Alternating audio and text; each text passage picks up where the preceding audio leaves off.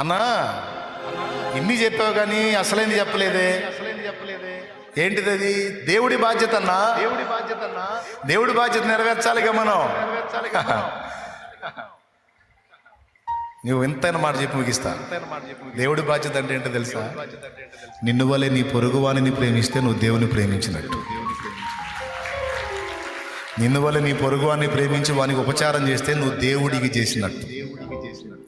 నేను దప్పిగొంటిని, మీరు నాకు దాహమునకిచ్చితిరి, ఆకలి గొంటిని, అన్నం పెట్టితిరి, వస్త్రహీనుడనై ఉంటిని, వస్త్రం ఇచ్చితిరి, చెరసాలలో ఉంటిని, నన్ను చూడవచ్చితిరి, రోగినై ఉంటిని, నన్ను పరామర్శించితిరి. ప్రభువా, నువ్వెప్పుడు ఆకలి కొన్నావు, నువ్వెప్పుడు దప్పికొన్నావు, నువ్వెప్పుడు రోగివయ్యావు, నువ్వెప్పుడు చెరసాల్లో ఉన్నావు, నువ్వెప్పుడు దిగంబరిగా ఉన్నావు, నీకెప్పుడు వస్త్రాలు ఇచ్చామంటే ఏసయ్యమంటాడో తెలుసా?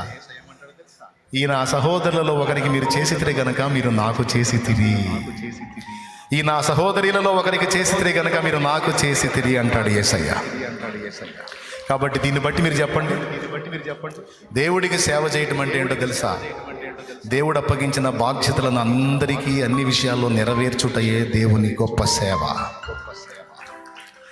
ఇవన్నీ సమర్థవంతంగా నెరవేర్చడానికే ప్రార్థన, వాక్యము దేవునికి అందుబాటులో మనం ఉండమని దేవుడు పిలిచాడు. ప్రార్థన చేయి, వాక్యం చదువు, సంఘ సహవాసంలో ఉండు, ఉపదేశం విను అని 4 ఎందుకు చెప్పాడో తెలుసా?